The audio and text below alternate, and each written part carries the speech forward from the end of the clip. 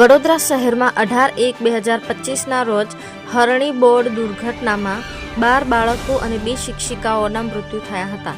ત્યારે 12મા દિવસે સામાજિક કાર્યકર કમલેશ પરમારે મુંડન કરાવીને તંત્રનું ધ્યાન દોર્યું હતું।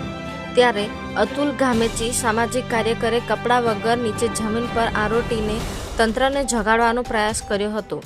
આજે હરણી બોટકાંડ દુર્ઘટનાની પ્રથમ વાર્ષિક પુણ્યતિથિ નિમિત્તે નાના ભૂલકાઓને ભોજન કરાવી શ્રદ્ધાંજલિ અર્પણ કરી અનેક આક્ષેપો કરવામાં આવ્યા હતા। સાથે જ બાળકોને સાચી શ્રદ્ધાંજલિ તંત્ર ન્યાય અપાવીને આપે તેવી અપેક્ષા રાખી હતી। સાથે જ બાળકોના માતા પિતાને વળતર મળે તે હેતુથી સરકારનું તેમજ વડોદરા શહેરના જવાબદાર વ્યક્તિશ્રીઓનું ધ્યાન દોર્યું હતું।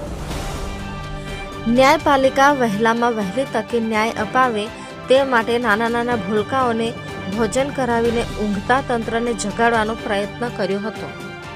વડોદરા શહેરમાં જે 18/1/2024ના રોજ જે દુઃખદ ઘટના ઘટી હતી કે હરણી રેડ ઝોનની અંદર 12 બાળકો અને 2 શિક્ષિકાઓના જ્યારે મૃત્યુ થયા હતા ત્યારે 12 દિવસ બાદ મુંડન કરાવ્યું હતું અને આજે 1 વર્ષ પૂર્ણ થયું ત્યારે વાર્ષિક શ્રદ્ધાંજલિ માટે આજે અમે સામાજિક કાર્યકર દ્વારા આજે નાનકડો એક પ્રયાસ કર્યો છે, તંત્રને જગાડવાનો એક પ્રયાસ કર્યો છે કે નાના બાળકોને ભોજન કરાવીને બાળકોના આત્માને શાંતિ મળે અને 2 શિક્ષિકાઓના આત્માને શાંતિ મળે તેના ભાગરૂપે આજે અમે એક નાનકડો કાર્યક્રમ રાખ્યો છે। સાથે સાથે વડોદરા શહેર એક સંસ્કારી નગરી છે અને સંસ્કારી નગરીમાં જ્યારે પણ ગુજરાત રાજ્યના ગૃહમંત્રી હોય કે મુખ્યમંત્રી આવતા હોય ત્યારે કહેતા હોય છે કે કોઈ પણ ચમરબંધીને છોડવામાં નહીં આવે, તો અમને ચોક્કસથી ન્યાયપાલિકા પર, સરકાર પર વિશ્વાસ છે કે આ બાળકોને ન્યાય મળશે, સાથે સાથે બાળકોના પરિવારજનોને ન્યાય મળશે। સાથે કોર્ટ પર બી વિશ્વાસ છે કે આવનારા દિવસોમાં આ જે નાની માછલીઓને પકડવામાં આવી છે અને મોટા મગરોને જે છાવરવામાં આવે છે, આ ચોક્કસથી આ મગરોને વહેલામાં વહેલી તકે સજા થાય